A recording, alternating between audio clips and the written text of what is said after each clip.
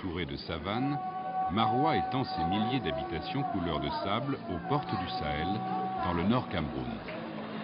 Chaleur intense de la période sèche, humidité pesante pendant les pluies, au rythme des saisons et de la voix du muezzin, Maroua la commerçante s'active.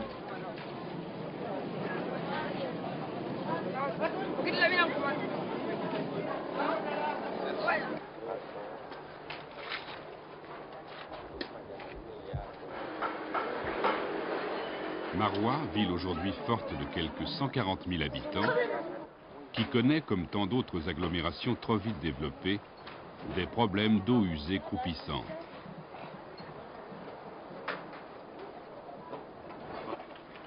C'est là qu'un moustique, Culex quinquefasciatus, dépose par millions des œufs qui deviendront des larves, puis des adultes, dont les femelles iront, la nuit, se nourrir sur l'homme, sa principale victime. Culex choisit des lieux de ponte aussi nombreux que diversifiés. Caniveaux, égouts, latrines, fosses septiques, autant de gîtes qu'il faut impérativement traiter pour tuer les larves. Car sans intervention, les piqûres de Culex constituent tout au long de l'année pour les habitants de Maroua une nuisance insupportable. Au mois d'août, en pleine saison des pluies, quand la population de moustiques est la plus élevée, un individu peut être piqué plus de 300 fois en une seule nuit.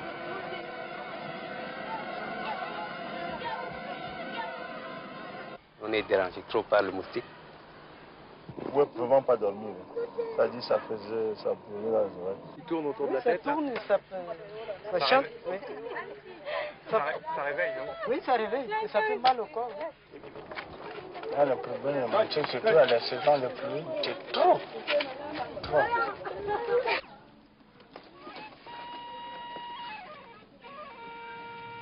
Heureusement, Culex est un moustique urbain qui ne peut se reproduire en savane.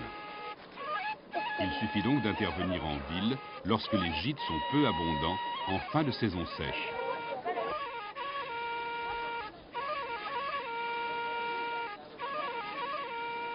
Mais pas inconsidérément bien sûr, car la contamination de l'eau notamment, par des composés toxiques, serait trop lourde de conséquences.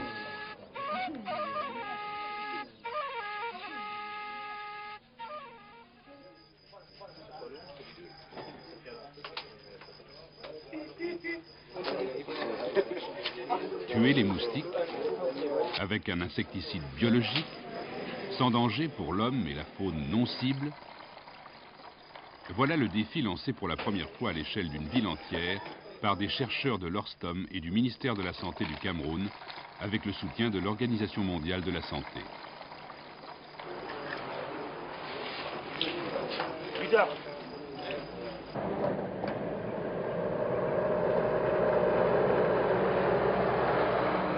Équipes, 50 personnes, ont pendant le mois de mars 1992 sillonné la ville. 2000 hectares à parcourir pour asperger gîte après gîte tous les lieux de ponte de Culex. C'est bon. Va au fond, hein.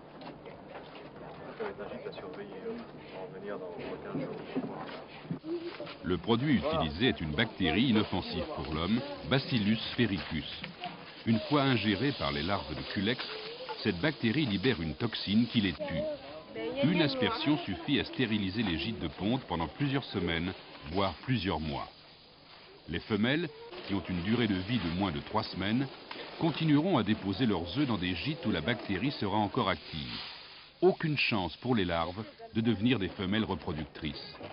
De là, l'espoir pour les chercheurs d'atteindre leur second objectif, un seul traitement par an avec des moyens simples et peu coûteux. Aucun gîte ne devait passer au travers des mailles du filet, même les plus dissimulés. Nous avons à côté des fosses septiques des tuyaux d'aération. À la sortie de ces tuyaux d'aération, nous mettons un peu de coton et on traite.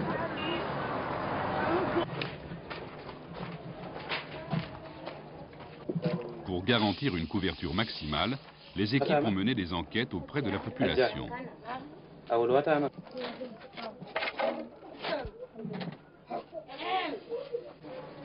Elles ont pratiqué un quadrillage minutieux des quartiers, maison par maison, gîte par gîte.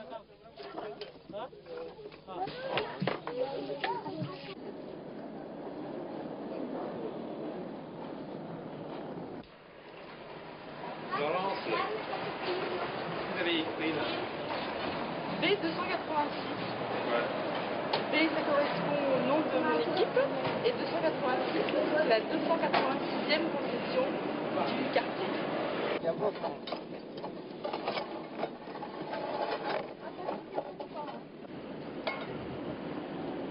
C'est ça qu'il n'y a pas l'eau.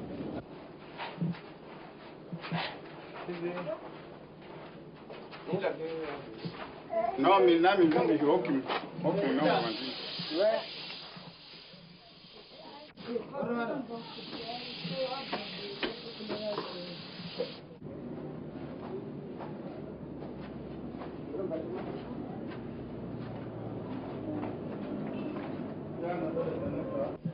Nous avons fini dans ce patin et nous avons entamé le deuxième.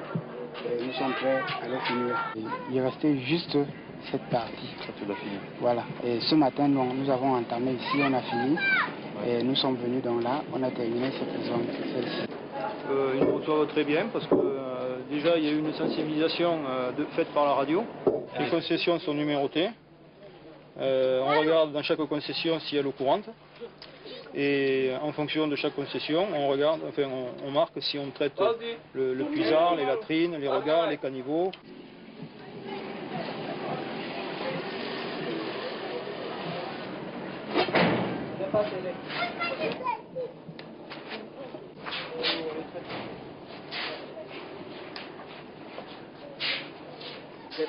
Voilà.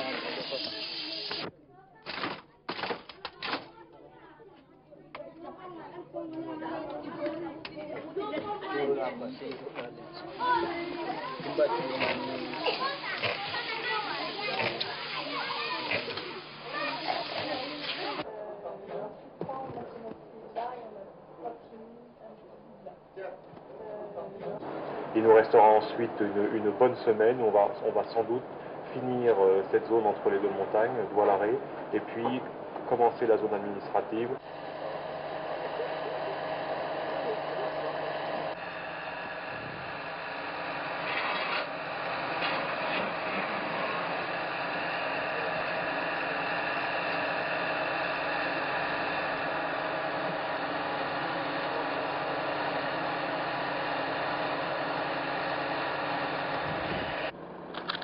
« 2000 hectares ont été inspectés en moins d'un mois, plusieurs milliers de kilomètres parcourus, 18 000 concessions visitées, 28 000 gîtes traités et 1315 litres d'insecticides utilisés.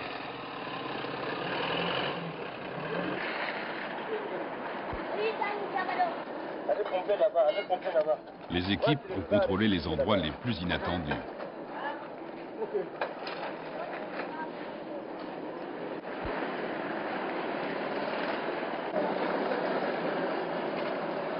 Elles sont aussi allées jusqu'aux confins de la ville, au-delà desquels Culex ne se rencontre plus.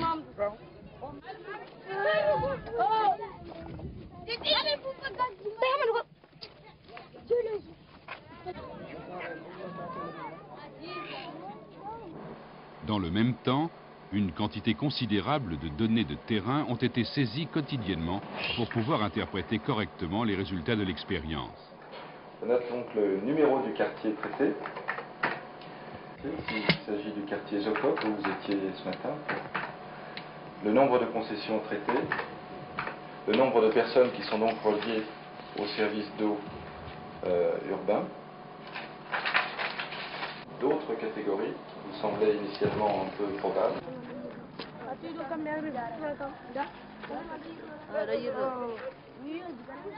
24 heures seulement après le traitement d'un gîte, des millions de larves sont retrouvées mortes. Autant de piqûres en moins pour les habitants de Maroua.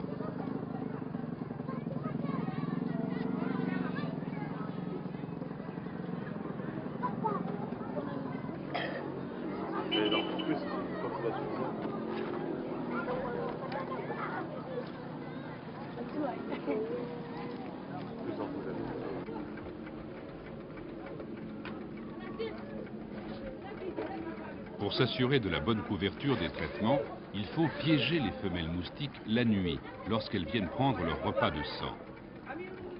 Des captures ont été réalisées avant, pendant et après la campagne.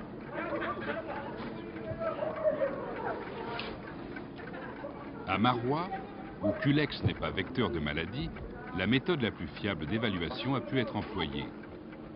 Ce sont des captureurs volontaires et formés à cette technique qui piègent dans leur tube à essai les moustiques avant qu'ils ne piquent.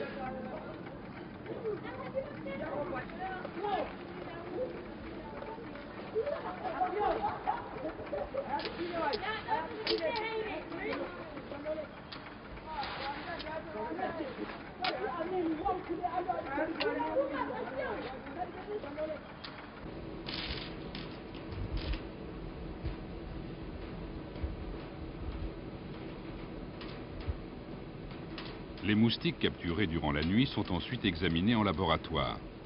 Culex quinquefasciatus, l'espèce de loin la plus abondante en l'absence de traitement, est séparée des autres moustiques, parmi lesquels de rares anophèles et de rares aedes, vecteurs du paludisme et de la fièvre jaune.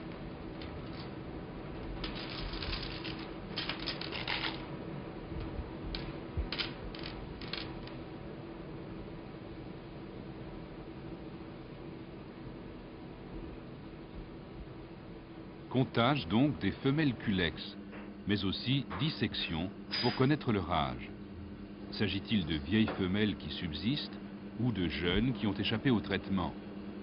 L'extraction puis l'examen des ovaires permettent de déterminer, selon l'état des trachéoles respiratoires qui les entourent, l'âge de la femelle disséquée.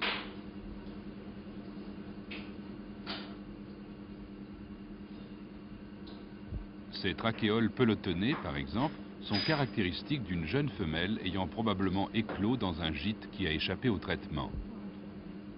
À défaut d'une élimination totale, les premiers résultats montrent une forte réduction des piqûres. L'espoir est ainsi ouvert à des équipes nationales de supprimer cette nuisance, mais aussi ailleurs dans le monde de libérer des millions d'individus d'un fléau transmis par Culex, la filariose de Bancroft, qui peut déboucher sur le redoutable éléphantiasis.